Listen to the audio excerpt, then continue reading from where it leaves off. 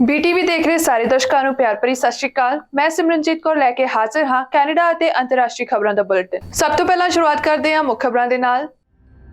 Ontario ਦੇ ਵਿੱਤ ਮੰਤਰੀ ਨੇ ਐਲਬਰਟਾ ਦੀ ਪ੍ਰਸਤਾਵਿਤ CPP ਵਾਪਸੀ ਲਈ ਫ੍ਰੀਲੈਂਡ ਨਾਲ ਜ਼ਰੂਰੀ ਮੀਟਿੰਗ ਦੀ ਕੀਤੀ ਮੰਗ। ਟੋਰਾਂਟੋ ਪੁਲਿਸ ਨੇ 228 ਲੋਕਾਂ ਤੇ ਮਾਮਲਾ ਕੀਤਾ ਦਰਜ। ਸਾਲ ਭਰ 'ਚ ਚੱਲੀ ਜਾਂਚ ਵਿੱਚ $60 ਮਿਲੀਅਨ ਦੇ 1000 ਤੋਂ ਵੱਧ ਵਾਹਨ ਬਰਾਮਦ। US ਰਾਸ਼ਟਰਪਤੀ ਜੋ ਬਾਈਡਨ ਨੇ ਵੈਸਟ ਬੈਂਕ ਵਿੱਚ ਫਲਸਤੀਨੀਆਂ ਦੇ ਖਿਲਾਫ ਇਜ਼ਰਾਈਲੀ ਵਸਨੀਕਾਂ ਦੁਆਰਾ ਜਵਾਬੀ ਹਮਲਿਆਂ ਦੀ ਕੀਤੀ ਨਿੰਦਾ। ਫਿਜੀ ਪੁਲਿਸ ਫੋਰਸ ਵਿੱਚ ਸੇਵਾ ਕਰਦੇ ਸਿੱਖ ਭਾਈਚਾਰੇ ਲਈ ਚੰਗੀ ਖਬਰ, ਸਿੱਖਾਂ ਨੂੰ ਪੱਗ ਬੰਨ੍ਹਣ ਦੀ ਦਿੱਤੀ ਇਜਾਜ਼ਤ। ਹੁਣ ਖਬਰਾਂ ਵਿਸਥਾਰ ਨਾਲ। ਓਨਟਾਰੀਓ ਦੇ ਵਿੱਤ ਮੰਤਰੀ ਨੇ ਲੰਘੇ ਬੁੱਧਵਾਰ ਨੂੰ ਪ੍ਰਕਾਸ਼ਿਤ ਇੱਕ ਖੁੱਲੀ ਚਿੱਠੀ ਵਿੱਚ ਕਿਹਾ ਕਿ ਕੈਨੇਡਾ ਪੈਨਸ਼ਨ ਪਲਾਨ ਨੂੰ ਛੱਡਣ ਦਾ ਐਲਬਰਟਾ ਦਾ ਪ੍ਰਸਤਾਵ ਕੰਮ ਕਰਨ ਵਾਲੇ ਲੋਕਾਂ ਅਤੇ ਸੇਵਾ ਮੁਕਤ ਲੋਕਾਂ ਨੂੰ ਗੰਭੀਰ ਨੁਕਸਾਨ ਪਹੁੰਚਾ ਸਕਦਾ ਹੈ। ਪੀਟਰ ਬੈਥਲਫਾਲਵੀ ਨੇ ਉਪ ਪ੍ਰਧਾਨ ਮੰਤਰੀ ਅਤੇ ਵਿੱਤ ਮੰਤਰੀ ਕ੍ਰਿਸਟੀਆ ਫ੍ਰੀਲੈਂਡ ਨੂੰ ਪੱਤਰ ਸੰਬੋਧਿਤ ਕੀਤਾ ਅਤੇ ਕੈਨੇਡਾ ਦੇ ਫੈਡਰਲ, ਸੂਬਾਈ ਅਤੇ ਖੇਤਰੀ ਵਿੱਤ ਮੰਤਰੀਆਂ ਨਾਲ ਪ੍ਰਸਤਾਵ ਤੇ ਚਰਚਾ ਕਰਨ ਲਈ ਇੱਕ ਜ਼ਰੂਰੀ ਮੀਟਿੰਗ ਦੀ ਮੰਗ ਕੀਤੀ ਹੈ। ਇਹ ਪੱਤਰ ਐਲਬਰਟਾ ਦੇ ਪ੍ਰੀਮੀਅਰ ਡੈਨੀਅਲ ਸਮਿਥ ਦੁਆਰਾ ਪਿਛਲੇ ਮਹੀਨੇ ਇੱਕ ਤੀਜੀ ਧਿਰ ਦੀ ਰਿਪੋਰਟ ਜਾਰੀ ਕਰਨ ਤੋਂ ਬਾਅਦ ਆਇਆ ਹੈ, ਜਿਸ ਵਿੱਚ ਸੁਝਾਅ ਦਿੱਤਾ ਗਿਆ ਸੀ ਕਿ ਪ੍ਰੋਵਿੰਸ 2027 ਵਿੱਚ CPP ਨੂੰ ਛੱਡਣ ਤੱਕ $334 ਬਿਲੀਅਨ ਦਾ ਹੱਕਦਾਰ ਹੋਵੇਗਾ, ਜੋ ਕਿ ਫੰਡ ਦੀ ਅੱਧੀ ਤੋਂ ਵੱਧ ਜਾਇਦਾਦ ਹੈ, ਅਤੇ ਕਿਹਾ ਕਿ ਜਨਤਕ ਫੀਡਬੈਕ ਇੱਕ ਜਨਮਤ ਸੰਗ੍ਰਹਿ ਦੀ ਲੋੜ ਨੂੰ ਨਿਰਧਾਰਿਤ ਕਰੇਗਾ। ਇਸ ਦੇ ਹਿੱਸੇ ਲਈ Canada pension plan investment board ਨੇ ਅੰਦਾਜ਼ਾ ਲਗਾਇਆ ਕਿ ਐਲਬਰਟਾ ਫੰਡ ਦਾ ਲਗਭਗ 16% ਬਕਾਇਆ ਹੈ। 2020 ਤੋਂ ਸਮਿਥ ਦੀ ਯੂਨਾਈਟਿਡ ਕੰਜ਼ਰਵੇਟਿਵ ਸਰਕਾਰ ਨੇ ਦਲੀਲ ਦਿੱਤੀ ਹੈ ਕਿ ਐਲਬਰਟਨ CPP ਵਿੱਚ ਅਨੁਪਾਤ ਨਾਲ ਭੁਗਤਾਨ ਕਰ ਰਹੇ ਹਨ ਅਤੇ ਕਿਹਾ ਕਿ ਜੇਕਰ ਇਹ ਆਪਣੀ ਖੁਦ ਦੀ ਪੈਨਸ਼ਨ ਯੋਜਨਾ ਵਿਕਸਿਤ ਕਰਦੀ ਹੈ ਤਾਂ ਇਹ ਇੱਕ ਵਧੀਆ ਸੌਦਾ ਪ੍ਰਾਪਤ ਕਰੇਗਾ। ਬੈਂਕ ਆਫ ਕੈਨੇਡਾ ਨੇ ਲੰਘੇ ਬੁੱਧਵਾਰ ਨੂੰ ਆਪਣੀ ਰਾਤ ਦੀ ਦਰ 5% ਤੇ ਹੀ ਰੱਖੀ, ਕਿਉਂਕਿ ਕੈਨੇਡਾ ਦੀ ਆਰਥਿਕਤਾ ਹੌਲੀ ਚੱਲ ਰਹੀ ਹੈ ਅਤੇ ਅਜਿਹੇ ਸੰਕੇਤ ਹਨ ਕਿ ਸਪਲਾਈ ਅਤੇ ਮੰਗ ਹੁਣ ਸੰਤੁਲਨ ਦੇ ਨੇੜੇ ਆ ਰਹੀ ਹੈ। ਵਿਆਜ ਦਰਾਂ ਵਿੱਚ ਵਾਧੇ ਨੇ ਆਰਥਿਕ ਵਿਕਾਸ ਨੂੰ ਘਟਾ ਦਿੱਤਾ ਹੈ। ਇਸ ਸਾਲ ਕੈਨੇਡੀਅਨ ਆਰਥਿਕ ਵਿਕਾਸ ਦੀ ਔਸਤ 1% ਰਹੀ ਹੈ ਅਤੇ ਸਾਲ 2025 ਵਿੱਚ 2.5% ਤੱਕ ਝੁਕਣ ਤੋਂ ਪਹਿਲਾਂ 2024 ਵਿੱਚ ਆਰਥਿਕਤਾ ਦੇ ਕਮਜ਼ੋਰ ਰਹਿਣ ਦੀ ਉਮੀਦ ਹੈ। ਬੈਂਕ ਨੇ ਕਿਹਾ ਕਿ ਉਹ ਚਿੰਤਿਤ ਹਨ ਕਿ ਉਹਨਾਂ ਦੀ 2% ਦੀ ਟੀਚਾ ਦਰ ਵੱਲ ਤਰੱਕੀ ਹੌਲੀ ਹੈ। ਤੇਲ ਦੀਆਂ ਕੀਮਤਾਂ ਉਮੀਦਾਂ ਨਾਲੋਂ ਵੱਧ ਹਨ ਅਤੇ ਇੱਕ ਜ਼ੋਖਮ ਹੈ ਕਿ ਜੇਕਰ ਇਜ਼ਰਾਈਲ-ਗਾਜ਼ਾ ਯੁੱਧ ਇੱਕ ਖੇਤਰੀ ਟਕਰਾਅ ਵਿੱਚ ਬਦਲ ਜਾਂਦਾ ਹੈ ਤਾਂ ਉਹ ਵੱਧ ਸਕਦੇ ਹਨ। ਬੈਂਕ ਨੇ ਕਿਹਾ ਕਿ ਘਰੇਲੂ ਪੱਖ ਤੇ ਘਰਾਂ ਅਤੇ ਕਾਰੋਬਾਰਾਂ ਵਿਚਕਾਰ ਮਹਿੰਗਾਈ ਦੀਆਂ ਉਮੀਦਾਂ ਉੱਚੀਆਂ ਰਹਿੰਦੀਆਂ ਹਨ, ਜੋ ਕੇਂਦਰੀ ਬੈਂਕ ਦੇ ਟੀਚੇ ਤੇ ਵਾਪਸ ਜਾਣ ਦੀ ਯੋਗਤਾ ਲਈ ਵੀ ਖਤਰਾ ਬਣਾਉਂਦੀਆਂ ਹਨ। ਲੰਘੇ ਬੁੱਧਵਾਰ ਨੂੰ ਜਾਰੀ ਕੀਤੀ ਗਈ ਮੁਦਰਾ ਨੀਤੀ ਰਿਪੋਰਟ 'ਚ ਲਿਖਿਆ ਗਿਆ ਹੈ ਕਿ ਇਸ ਤੋਂ ਇਲਾਵਾ ਕਾਰੋਬਾਰ ਆਪਣੀ ਕੀਮਤ ਦੇ ਵਿਵਹਾਰ ਨੂੰ ਅਨੁਕੂਲ ਕਰਨ ਲਈ ਹੌਲੀ ਹੋ ਸਕਦੇ ਹਨ ਅਤੇ ਜੇ ਲੇਬਰ ਮਾਰਕੀਟ ਤੰਗ ਰਹਿੰਦੀ ਹੈ ਤਾਂ ਉਤਪਾਦਕਤਾ ਵਾਧਾ ਕਮਜ਼ੋਰ ਰਹਿੰਦਾ ਹੈ ਤਾਂ ਲਾਗਤ ਦਾ ਦਬਾਅ ਅਨੁਮਾਨਿਤ ਨਾਲੋਂ ਉੱਚਾ ਅਤੇ ਵਧੇਰੇ ਸਥਾਈ ਹੋ ਸਕਦਾ ਹੈ। ਲੋਅਰ ਮੇਨਲੈਂਡ ਅਤੇ ਵੈਨਕੂਵਰ ਆਈਲੈਂਡ ਵਿੱਚ ਤੇਜ਼ ਹਵਾਵਾਂ ਅਤੇ ਭਾਰੀ ਮੀਂਹ ਨੇ ਰੁੱਖਾਂ ਅਤੇ ਬਿਜਲੀ ਦੇ ਖੰਭਿਆਂ ਨੂੰ ਢਹਿ-ਢੇਰੀ ਕਰ ਦਿੱਤਾ, ਜਿਸ ਕਾਰਨ ਲੰਘੇ ਮੰਗਲਵਾਰ ਰਾਤ 95,000 ਬ੍ਰਿਟਿਸ਼ ਕੋਲੰਬੀਆ ਦੇ ਵਾਸੀ ਹਾਈਡਰੋ ਗਾਹਕ ਬਿਜਲੀ ਤੋਂ ਬਿਨਾਂ ਰਹੇ। ਪਾਵਰ ਕੰਪਨੀ ਨੇ ਕਿਹਾ ਕਿ ਕਰਮਚਾਰੀਆਂ ਨੇ ਸਾਜੋ ਸਾਮਾਨ ਦੀ ਮੁਰੰਮਤ ਕਰਨ ਅਤੇ ਸਭ ਤੋਂ ਮੁਸ਼ਕਿਲ ਖੇਤਰਾਂ ਵਿੱਚ ਬਿਜਲੀ ਬਹਾਲ ਕਰਨ ਦੀ ਕੋਸ਼ਿਸ਼ ਵਿੱਚ ਰਾਤ ਭਰ ਕੰਮ ਕੀਤਾ। ਪੈਟਰੋ ਵੈਨਕੂਵਰ ਅਤੇ ਸਨਸ਼ਾਈਨ ਕੋਸਟ ਵਿੱਚ 9,000 ਤੋਂ ਵੱਧ ਹਾਈਡਰੋ ਗਾਹਕ ਲੰਘੇ ਬੁੱਧਵਾਰ ਸਵੇਰੇ 8:30 ਵਜੇ ਤੱਕ ਹਨੇਰੇ ਵਿੱਚ ਰਹੇ, ਜਦੋਂ ਕਿ ਵੈਨਕੂਵਰ ਆਈਲੈਂਡ ਤੇ 17,000 ਤੋਂ ਵੱਧ ਗਾਹਕ ਬਿਜਲੀ ਤੋਂ ਬਿਨਾਂ ਸਨ। ਡੰਕਨ, ਲੇਡੀ ਸਮਿਥ, ਮੈਪਲ ਰਿਜ ਅਤੇ ਉੱਤਰੀ ਵੈਨਕੂਵਰ ਦੇ ਭਾਈਚਾਰੇ ਆਊਟੇਜ ਨਾਲ ਸਭ ਤੋਂ ਪ੍ਰਭਾਵਿਤ ਹੋਏ ਹਨ।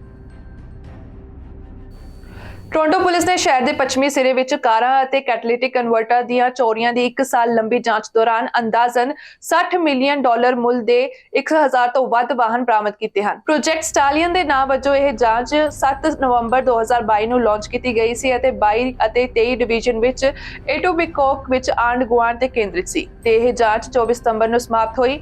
ਅਟੋਬਾਕੋ ਵਿੱਚ ਟੋਰਾਂਟੋ ਪੁਲਿਸ ਕਾਲਜ ਵਿੱਚ ਲੰਘੇ ਬੁੱਧਵਾਰ ਦੁਪਹਿਰ ਦੀ ਇੱਕ ਨਿਊਜ਼ ਕਾਨਫਰੰਸ ਦੌਰਾਨ ਟੋਰਾਂਟੋ ਪੁਲਿਸ ਦੇ ਮੁਖੀ ਮਾਇਰਨ ਡੈਮਕਿਊ ਨੇ 5 ਬਰਾਮਦ ਕੀਤੇ ਵਾਹਨਾਂ ਦੇ ਸਾਹਮਣੇ ਖੜੇ ਹੋ ਕੇ ਬਿਆਨ ਦਿੱਤਾ ਕਿ ਪੁਲਿਸ ਨੇ ਕਈ ਨਾਬਾਲਗਾਂ ਸਮੇਤ 228 ਲੋਕਾਂ ਦੇ ਖਿਲਾਫ 553 ਦੋਸ਼ ਲਗਾਏ ਹਨ। ਟੋਰਾਂਟੋ ਪੁਲਿਸ ਨੇ ਕਿਹਾ ਕਿ ਹੁਣ ਤੱਕ 2023 ਵਿੱਚ ਉਹ ਸ਼ਹਿਰ ਵਿੱਚ ਚੋਰੀ ਹੋਏ 9,747 ਵਾਹਨਾਂ ਤੋਂ ਜਾਣੂ ਹਨ, ਜਿਨ੍ਹਾਂ ਵਿੱਚੋਂ 3,500 ਤੋਂ ਵੱਧ ਵਾਹਨ ਸ਼ਾਮਲ ਹਨ ਜੋ ਸਾਂਝੀ ਜਾਂਚ ਦੌਰਾਨ 22 ਅਤੇ 23 ਡਿਵੀਜ਼ਨਾਂ ਵਿੱਚ ਚੋਰੀ ਹੋਏ ਸਨ।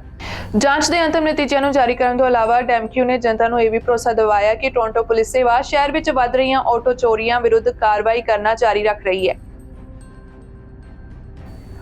ਅਗਲੀ ਖਬਰ ਕਿਸ਼ਨਰ ਤੋਂ ਹੈ, ਜਿੱਥੇ ਸੂਬੇ ਦੀ ਪੁਲਿਸ ਦਾ ਕਹਿਣਾ ਹੈ ਕਿ ਇੱਕ ਵਿਅਕਤੀ ਤੇ ਖੇਤਰੀ ਪੁਲਿਸ ਅਧਿਕਾਰੀ ਵੱਲੋਂ ਕੁਝ ਝੜਪ ਹੋਣ ਤੋਂ ਬਾਅਦ ਗੋਲੀ ਚਲਾ ਦਿੱਤੀ ਗਈ। ਹਾਲਾਂਕਿ ਪੂਰੀ ਘਟਨਾ ਕੀ ਸੀ ਤੇ ਗੋਲੀ ਚਲਾਉਣ ਦੀ ਕੀ ਵਜ੍ਹਾ ਸੀ, ਇਸ ਬਾਰੇ ਅਜੇ ਜਾਂਚ ਕੀਤੀ ਜਾ ਰਹੀ ਹੈ। ਉੱਥੇ ਹੀ ਜ਼ਖਮੀ ਵਿਅਕਤੀ ਨੂੰ ਹਸਪਤਾਲ ਲਿਜਾਇਆ ਗਿਆ ਹੈ, ਜਿੱਥੇ ਉਸ ਦਾ ਇਲਾਜ ਚੱਲ ਰਿਹਾ ਹੈ। मीडिया रिपोर्ट अनुसार मामले 'ਚ ਸਥਾਨਕ ਪੁਲਿਸ ਵੱਲੋਂ ਜਾਂਚ ਕੀਤੀ ਜਾ ਰਹੀ ਹੈ ਜੋ ਕ੍ਰਾਈਮ ਸੀਨ ਤੇ ਮੌਜੂਦ ਸੀ ਤੇ ਇਸ ਮਾਮਲੇ 'ਚ ਕੋਈ ਵੀ ਸਸਪੈਕਟ ਨਹੀਂ ਹੈ ਕਿਉਂਕਿ ਇਸ ਘਟਨਾ 'ਚ ਇੱਕ ਪੁਲਿਸ ਅਧਿਕਾਰੀ ਸ਼ਾਮਲ ਸੀ। ਸਪੈਸ਼ਲ ਇਨਵੈਸਟੀਗੇਸ਼ਨ ਯੂਨਿਟ ਵੱਲੋਂ ਇਸ ਮਾਮਲੇ 'ਚ ਅਗਲੀ ਜਾਂਚ ਕੀਤੀ ਜਾਵੇਗੀ। इजराइल हमास जंग दरमियान टर्की के राष्ट्रपति रेसेप टाइप एर्डोआन ने बड़ा बयान दिता है। उन्होंने लंघे बुधवार को कहा कि हमास अतवादी संगठन नहीं है सगों एक मुक्ति संगठन है जो अपनी जमीन की रक्षा लिए संघर्ष कर रहा है। देश की संसद च अपनी पार्टी के संसद मैंबरां नूं दिते भाषण च एर्डोआन ने इजराइल और हमास विचाले चल रही जंग नूं तुरंत बंद करने की अपील भी की। रेसेप टाइप एर्डोआन ने अगे कहा कि मुस्लिम देशों नूं खेतर विच स्थाई शांति लई मिल के काम करना चाहिए है।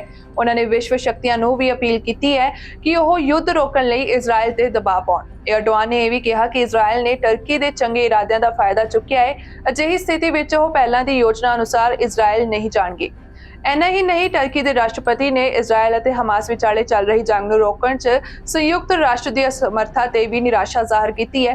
जिक्रयोग है कि इजराइल और हमास विचाले 20 दिनों तो संघर्ष चल रहा है। फलस्तीनी सेहत मंत्रालय के अनुसार 7 अक्तूबर तो लैके हुण तक इजरायली हमलियां विच 5791 लोग मारे गए हैं जिन्हां विच 2360 बच्चे शामिल हैं। दूजे पासे हमास के हमलियां विच घट्टो घट्ट 1400 इजरायली लोग मारे गए हैं।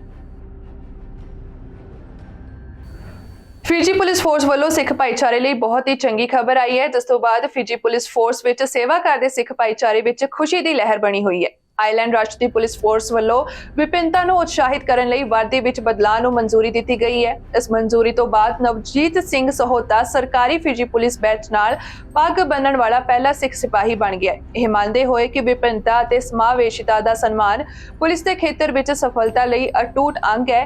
कार्यकारी पुलिस कमिश्नर जूकी फोंगचियो ने अधिकारित फिजी पुलिस बैच नाल दस्तार पहनण नूं मंजूरी दे दी है। 20 साला पुलिस कांस्टेबल नवजीत सिंह सोहाता ओपन मार्केट भर्ती मुहिम विचों चुने जाने तो बाद नसोवा विच बेसिक रिक्रूटर्स कोर्स की सिखलाई विचों लंघ रहे बैच 66 का एक मैंबर है। इस सिख नौजवान ने अकैडमी विच दाखला लिया यह जानते हुए कि सिखलाई दीयां जरूरतां दौरान उसनूं निजी विश्वास दीयां कुर्बानियां देणियां पैणगियां।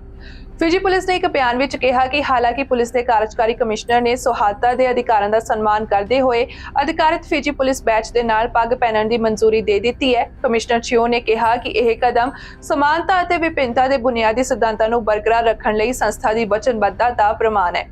स्टैनली ब्राउन की एक किताब फिजी पुलिस फोर्स का इतिहास अनुसार 1910 के दहाके के शुरू में पहले सिख कांस्टेबलों की भर्ती की गई सी।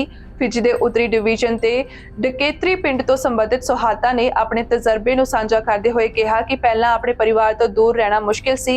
जिक्रयोग है कि फिजी च सिखां वालों बनाया गया पहला स्कूल बा जिले च खालसा हाई स्कूल सी अते 1922 च बनिया सुबा गुरुद्वारा सब तो पुराना है।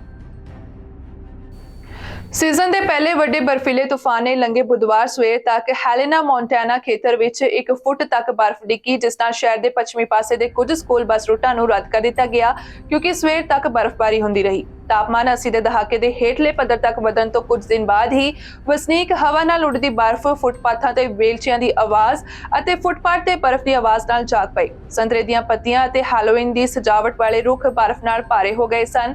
राष्ट्रीय मौसम सेवा ने बर्फीली पहाड़ी पासियां अते कुछ राजमार्गां ते बर्फ करके खतरनाक यात्रा की चेतावनी दी है जदों बर्फ शुरू विच पिघल जाती है अते फिर सड़क के तापमान विच गिरावट दे नाल जम जाती है। तूफान के पहले कुछ घंटिया तो बाद यह हेलेना सी जिसने सब तो वध बर्फ इकट्ठी हुई देखी। मध मोंटाना के कुछ कस्बियां विच 10 इंच बर्फ पई है जदों कि रॉकी माउंटेन फ्रंट के नाल होर खेतरां विच 6 तो 8 इंच बर्फ पई है।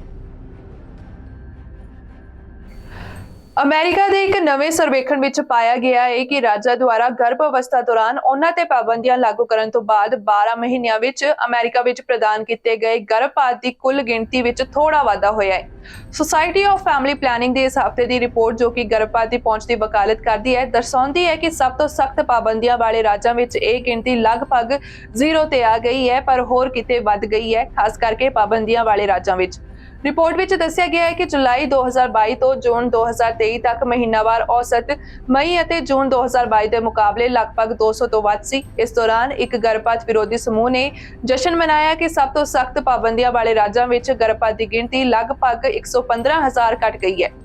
20 ਕਾਊਂਟ ਦੀ ਰਿਪੋਰਟ ਪੁਸ਼ਟੀ ਕਰਦੀ ਹੈ ਕਿ ਰਾਜਾਂ ਵਿੱਚ ਜੀਵਨ ਪੱਖੀ ਸੁਰੱਖਿਆ ਦਾ ਸਕਾਰਾਤਮਕ ਪ੍ਰਭਾਵ ਪੈ ਰਿਹਾ ਹੈ। ਖੋਜਕਰਤਾਵਾਂ ਨੇ ਗਿਣਤੀ ਵਧਣ ਲਈ ਕਈ ਕਾਰਕਾਂ ਵੱਲ ਇਸ਼ਾਰਾ ਕੀਤਾ, ਜਿਸ ਵਿੱਚ ਪਾਬੰਦੀ ਵਾਲੇ ਰਾਜਾਂ ਵਿੱਚ ਔਰਤਾਂ ਦੀ ਯਾਤਰਾ ਕਰਨ ਵਿੱਚ ਮਦਦ ਕਰਨ ਲਈ ਵਧੇਰੇ ਫੰਡਿੰਗ ਅਤੇ ਸੰਗਠਨ ਸ਼ਾਮਲ ਹਨ। ਜਿੱਥੇ ਗਰਭਪਾਤ ਕਾਨੂੰਨੀ ਹੈ, ਆਨਲਾਈਨ ਸਿਰਫ ਕਲੀਨਿਕਾਂ ਰਾਹੀਂ ਦਵਾਈ, ਗਰਭਪਾਤ ਵਿੱਚ ਵਾਧਾ ਉਹਨਾਂ ਰਾਜਾਂ ਵਿੱਚ ਵਧੇਰੇ ਸਮਰੱਥਾ ਹੈ ਜਿੱਥੇ ਗਰਭਪਾਤ ਕਾਨੂੰਨੀ ਰਹਿੰਦਾ ਹੈ। ਰਿਪੋਰਟ ਮੁਤਾਬਕ ਰਾਸ਼ਟਰੀ ਪੱਧਰ ਤੇ 2017 ਤੋਂ ਹੀ ਗਰਭਪਾਤ ਦੀ ਗਿਣਤੀ ਵੀ ਵਧ ਰਹੀ ਹੈ।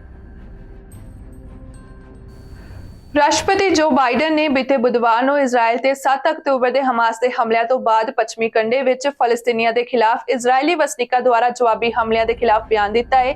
ਉਹਨਾਂ ਨੇ ਕਿਹਾ ਕਿ ਉਹ ਦਹਾਕਿਆਂ ਤੋਂ ਚੱਲੇ ਇਜ਼ਰਾਈਲ ਫਲਸਤੀਨੀ ਸੰਘਰਸ਼ ਨੂੰ ਖਤਮ ਕਰਨ ਲਈ ਦੋ ਰਾਜ ਹੱਲ ਤੇ ਕੰਮ ਕਰਨ ਦੀ ਆਪਣੀ ਵਚਨਬੱਧਤਾ ਨੂੰ ਦੁੱਗਣਾ ਕਰ ਰਹੇ ਹਨ। ਬਾਈਡਨ ਨੇ ਕਿਹਾ ਕਿ ਕੱਟੜਪੰਥੀ ਵਸਨੀਕਾਂ ਦੇ ਹਮਲੇ ਹਮਾਸ ਦੇ ਹਮਲੇ ਤੋਂ ਬਾਅਦ ਮੱਧ ਪੂਰਬ ਵਿੱਚ ਪਹਿਲਾਂ ਹੀ ਬਲਦੀ ਅੱਗ ਤੇ ਪੈਟਰੋਲ ਪਾਉਣ ਦੇ ਬਰਾਬਰ ਹਨ। ਇਸ ਨੂੰ ਰੋਕਣਾ ਹੋਵੇਗਾ, ਉਹਨਾਂ ਨੂੰ ਜਵਾਬਦੇਹ ਠਹਿਰਾਉਣਾ ਪਏਗਾ। ਇਸ ਨੂੰ ਹੁਣ ਰੋਕਣਾ ਪਏਗਾ। ਬਾਈਡਨ ਨੇ ਆਸਟ੍ਰੇਲੀਆ ਦੇ ਪ੍ਰਧਾਨ ਮੰਤਰੀ ਐਂਥਨੀ ਐਲਬਨੀਜ਼, ਜਿਨ੍ਹਾਂ ਨੂੰ ਵਾਸ਼ਿੰਗਟਨ ਦੀ ਰਾਜ ਯਾਤਰਾ ਨਾਲ ਸਨਮਾਨਿਤ ਕੀਤਾ ਜਾ ਰਿਹਾ ਸੀ, ਉਹਨਾਂ ਦੇ ਨਾਲ ਇੱਕ ਨਿਊਜ਼ ਕਾਨਫਰੰਸ ਦੀ ਸ਼ੁਰੂਆਤ ਵਿੱਚ ਇਹ ਬਿਆਨ ਦਿੱਤਾ। ਅੱਜ ਦੀਆਂ ਖਬਰਾਂ ਦੇ ਵਿੱਚ ਇੰਨਾ ਹੀ। ਮੁੜ ਤੋਂ ਹਾਜ਼ਰ ਹੋਵਾਂਗੇ ਨਵੀਆਂ ਖਬਰਾਂ ਦੇ ਨਾਲ। ਤੁਸੀਂ ਵੇਖਦੇ ਰਹੋ BTV, B positive, B yourself.